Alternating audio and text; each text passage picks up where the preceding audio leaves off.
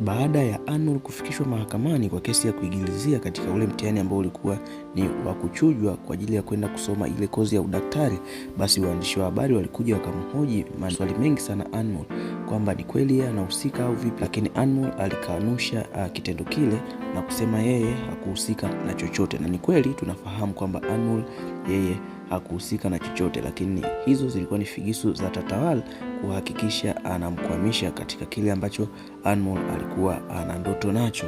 Baada ya hapo tunaona uchunguzi unaanza kwa ajili ya kujua kama ni kweli ama si kweli, na kama ni kweli basi Anmol alikuwa anakwenda kufungwa, lakini kama ni uongo basi haki zake zote atazipata.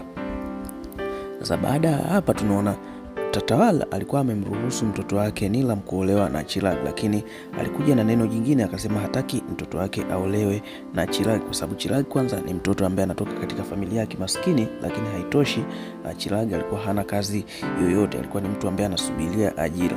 Kwa hiyo jambo lile baada ya kutokea vile, tunaona Nilam aliamua kutaka kujipiga risasi, lakini baada ya hapo walimuomba na kuruhusu ndoa ile iendelee. Lakini kwa upande wa Tatawala, yeye alikuwa hajakata tamaa.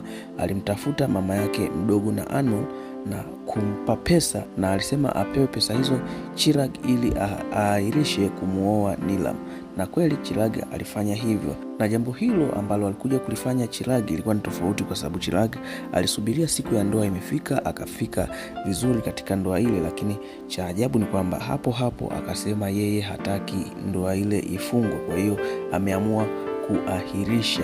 Jambo lile limuumiza sana Nilam na kumpelekea kuingia chumbani kwake.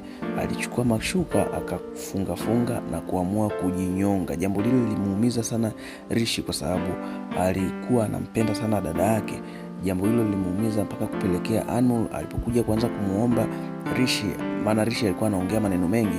Baada ya kuanza kuongea naye, basi ilipelekea Rishi kumpiga kofi Anmol. Kwa mara ya kwanza Anmol amepigwa na Rishi, ukizingatia Rishi alikuwa anampenda sana, lakini kwa leo amempiga.